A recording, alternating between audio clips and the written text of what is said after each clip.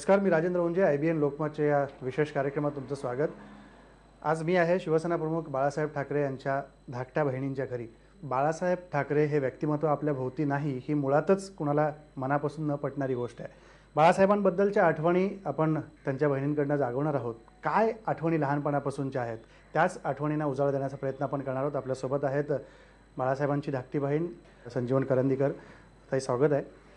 सगळ्यात महत्त्वाचं म्हणजे मला या निमित्तानं विचारायची अशी गोष्ट आहे की भाऊबीजेच्या आधी बाळासाहेब आपल्याबरोबर होते आणि आत्ता भाऊबीज झाल्यानंतर आपण स्मृतिदिन बाळासाहेबांचा सगळेजण साजरा करतोय. आठवणी नेमक्या काय येत आहेत? खूप आठवणी. कळत होतं काय कधीतरी हे होणार, पण देवाला प्रार्थना करत होते, भाऊबीज नको, भाऊबीज टाळ बाबा. आणि आत्ताच्या भाऊबीजेपर्यंत ते नुसत्या आठवणी आठवणी आणि आठवणीच. खूप एकटेपण वाटत होतं, खूप आधार नाहीसा झाला होता माझा. कारण माझी मोठी बहीण गेली 3 वर्षापूर्वी. त्यावेळी तो मला म्हणाला, आता आपण दोघंच राहिलो नाही, आता आपण दोघंच राहिलो नाही. तेव्हा तो गेला. त्यावेळी मी मनात म्हटलं, अरे मी मग एकटी राहिले की, आता मला कोण. माझी सगळी भावंडं गेली. इवन माझा धाकटा भाऊ पण गेला, रमेश. भाऊबीजेला आता काय अर्थ राहिला नाही. इनफॅक्ट आता दिवाळीतच काय अर्थ वाटत नाही. 7 वर्ष माझं नुसतं आठवणी लहानपणापासूनच्या भिरभिर भिरभिर भिरभिरतात. कारण माझी आई गेली त्यावेळी मी 5.5 वर्षाची होते. मी जेव्हा जन्माला आले तेव्हा मोठ्या 2 बहिणींची लग्न झाली होती ऑलरेडी. माझी 2 बहिणी सरला गडकरी आणि सुशीला गुप्ते यांनीच आम्हाला नंतर 4 वर्ष वाढवलं. माझे हे बंधुराज बाळासाहेब आणि श्रीकांत, बाळासाहेब 17 वर्षाचे होते. माझ्या बहिणी सांगतात त्याप्रमाणे तो मला वाटतं 18 वर्षाचा असताना फेमस स्टुडिओमध्ये लागला. त्यावेळी त्याची ओळख देवानंदची वगैरे, हम एक है म्हणून देवानंदचं पिक्चर येत होतं. हे सगळं मोठ्या बहिणी सांगायच्या, त्याच्यावरून मला माहिती. मी अगदी लहान होते. माझी आई असं म्हणे की माझा बाळ मोठा झाला ना की मला तो खूप सुख देईल. आणि बाळासाहेब पण आईला म्हणायचे, बघ आई, तू आता एवढे कष्ट करतेस ना, मी मोठा झालं की तू नुसतं बसून खायचं, आराम करायचा अगदी. पण ते स्वप्न अधुरच राहिलं. माझी आई लवकर गेली. तो माझ्या भावाला खूप धक्का बसला होता. तो गप्प झाला होता, काम करत होता सगळं. पण माझी बहीण आणि मेव्हणे आमच्याकडे राहायला आले. तिच्या सासऱ्याने आमच्याकडे पाठवलं त्यांना की इथे घरात कोणीच बाई माणूस नाही, तर तू जा. माझ्या मेव्हण्याने तेव्हा 50 रुपये पगार होता. दुसरी बहीण सुशीला, ती रेशनिंग ऑफिसमध्ये होती, तिलाही 50 रुपये पगार होता. तर एवढ्या ह्याच्यात हे सगळं कुटुंब चालायचं. 1948 साली जेव्हा माझ्या ह्या मोठ्या बंधूंचं लग्न झालं तेव्हा माझ्या वडिलांनी ठरवलंच होतं गरिबांची मुलगी करायची. आणि साधेपणाने लग्न झालं भर पावसामध्ये. 13 जून 1948. भाऊ 21 वर्षाचा, वहिनी 16 वर्षाची. पण माझी वहिनी इतकी स्वभावाने चांगली होती की माझे वडील जे कडक, त्यांना तिने मऊ केलं होतं. म्हणजे खूप प्रेम करायचे सुनेवर, मुलीसारखंच प्रेम.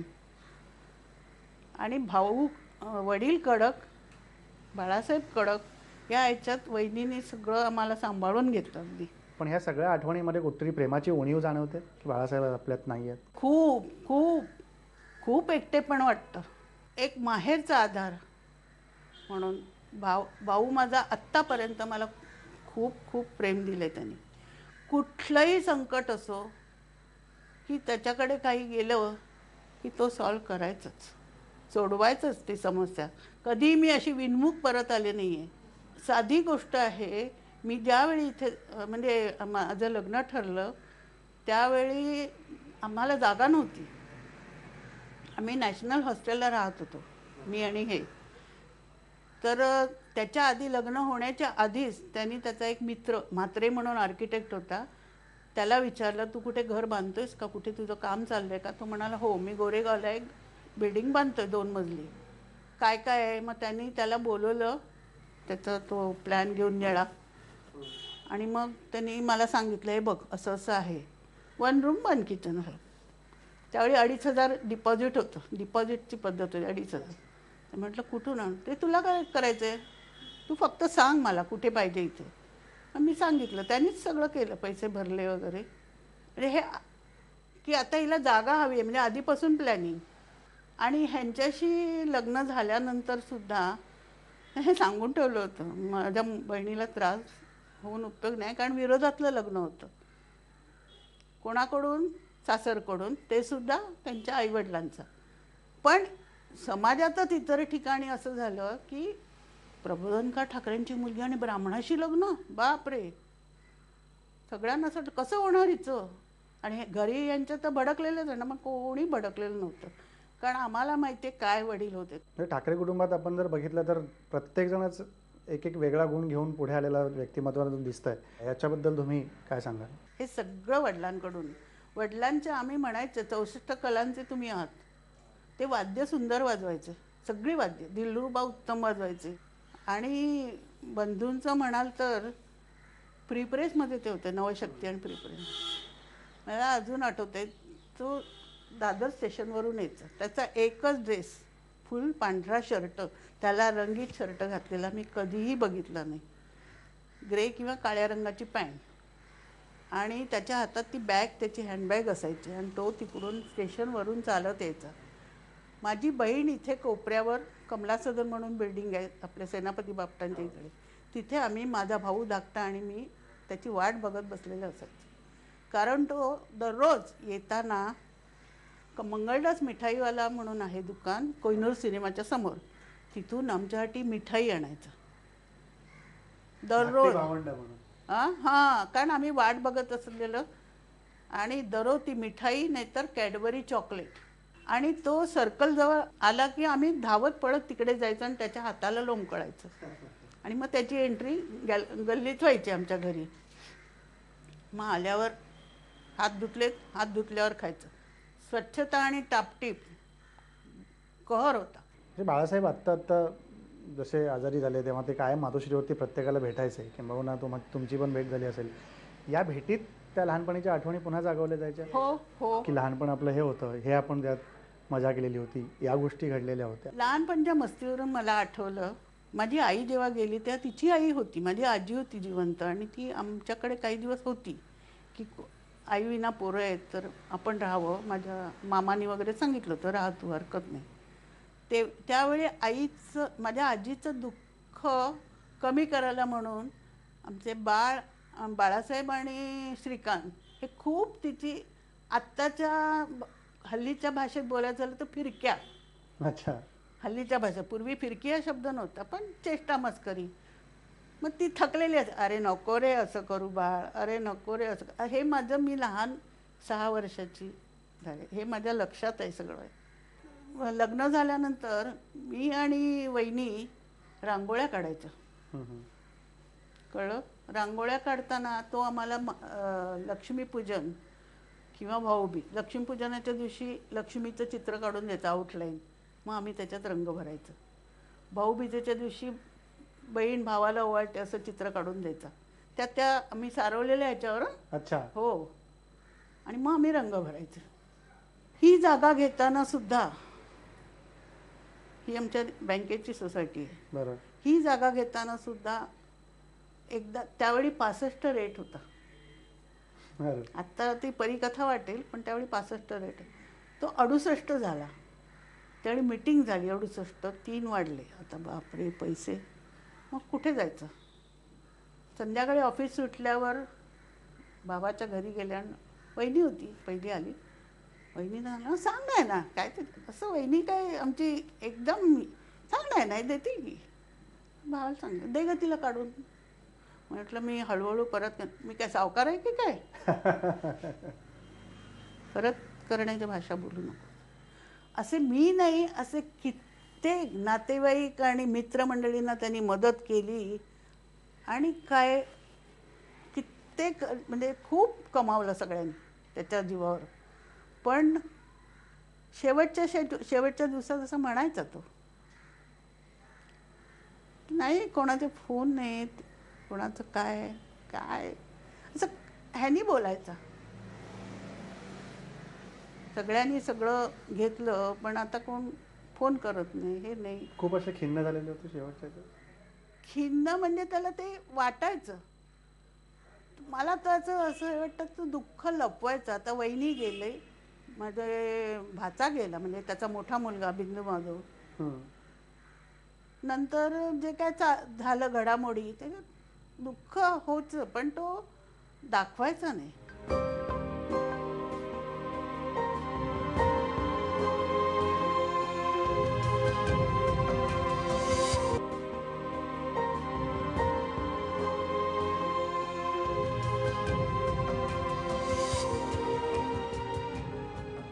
बाळासाहेबांनी आपल्या आयुष्यामध्ये असंख्य दुःख झेललेली आहेत. प्रत्येक टप्प्यावरती कष्ट आणि कष्टाला त्या संघर्षातनं पुढं आपलं आयुष्य त्यांनी उभं केलं आहे.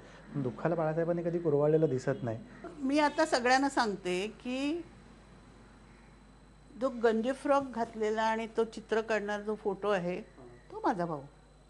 हा भगव्यातला माझा भाऊ म्हणजे महाराष्ट्राचा भाऊ. माझा आहेच पण महाराष्ट्राचा.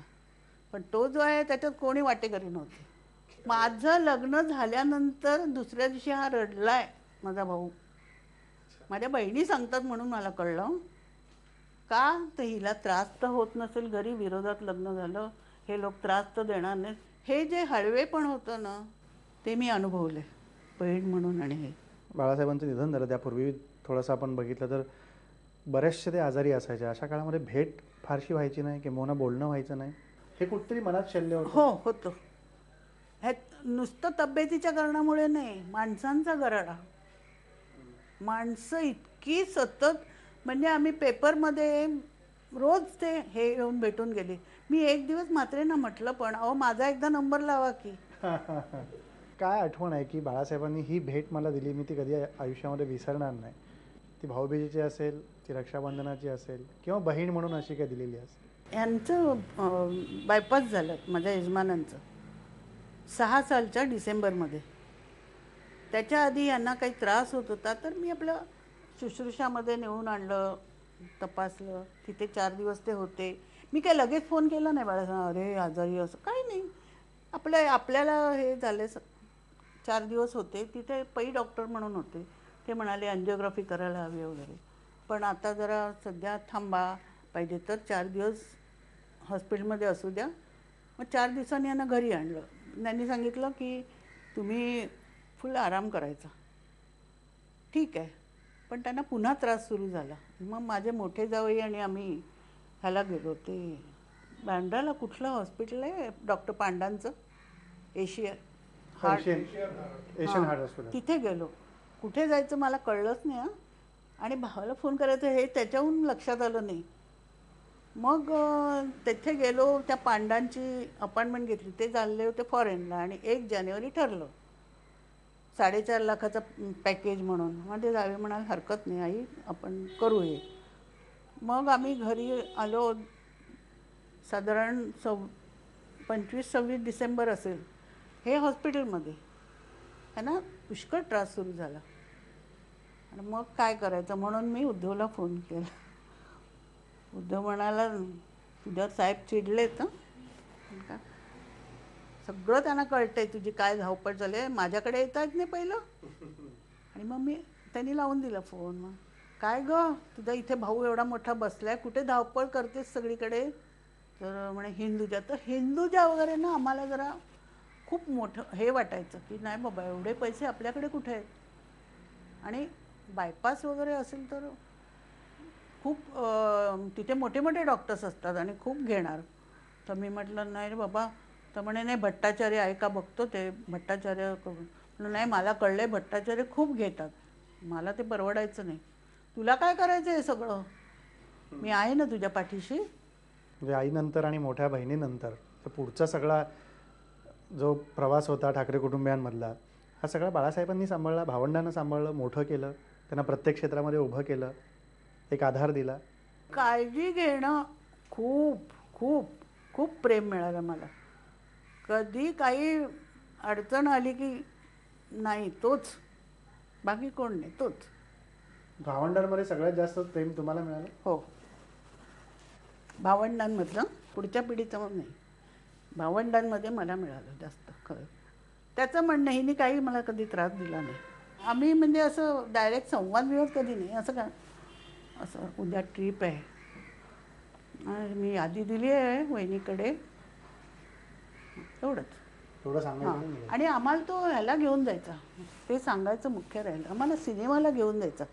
कुठल्या? सिंड्रेला, स्नो व्हाईट, युकी वरिसू, बायसिकलची पूर्वी ते होते पिक्चर्स, त्याला. कुठे? एरॉस, रिगल, न्यू एम्पायर, इकडे. वहिनी, तो आणि आम्ही दोघं लहान भावंड. बरं. ट्रेनमधून त्या चर्चगेट एकच प्लॅटफॉर्म होता, जी गाडी जायची ती परत यायची त्या काळात. अच्छा.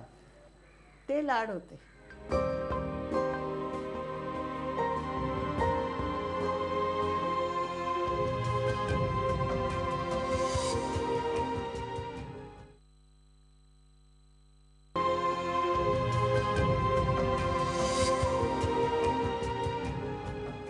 पूर्वी बाळासाहेब कामावर जायचे तेव्हा सहजासहजी भेट व्हायची, किंबहुना बाळासाहेब राजकारणात फार व्यस्त असायचे नाहीत तेव्हा सहज बाळासाहेब भेटायचे. पण जेव्हा राजकारणामध्ये बाळासाहेबांचं प्रस्थ वाढलं, राजकारणातली कामं वाढली, त्यामुळं इतके सहज बाळासाहेब पूर्वी उपलब्ध असायचे, त्यानंतर हा दुरावा थोडासा वाढत गेला, वेळ घ्यायला लागायची.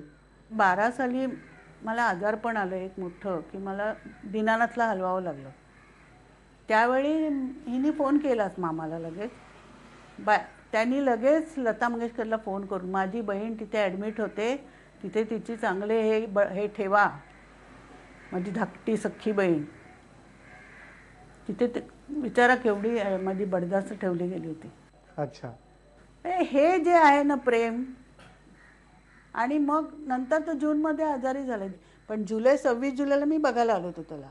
तेव्हा माझा हा उजवा हात हे नव्हता, म्हणजे माझं ट्रीटमेंट चालू होती. पण हा आजारी असून सुद्धा तिथल्या डॉक्टर, जरा बघावं माझ्या बहिणीला, हे असं इथे दवाखान्यात हो चालू? हो, बघा तुम्ही जरा तिचा हात हे करून. तिथे ऑर्थोपेडिक कोण होते ना डॉक्टर, त्यांना. म्हणजे हे बेडवरती आणि ते हो डॉक्टरांना सांग. हो, आणि तो डॉक्टर करतोय माझा, आता मी याला बघायला आलेली. हे जे आहे ना खरं, मग हे तो माणूस गेल्यानंतर मला किती जाणवत असेल, तुम्ही प्रश्न विचारलात.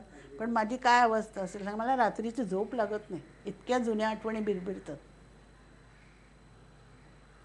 कित्येक वेळा असे काही प्रश्न येतात की बाबा मला तू स्वप्नात येऊन सांग ना, मार्ग सांग ना, मी काय करू म्हणून. बरोबर आहे की. मला आता वेगळा प्रश्न तुम्हाला विचारायचा आहे, कारण तो तुमच्या आमच्या जिव्हाळ्याचा पण आहे.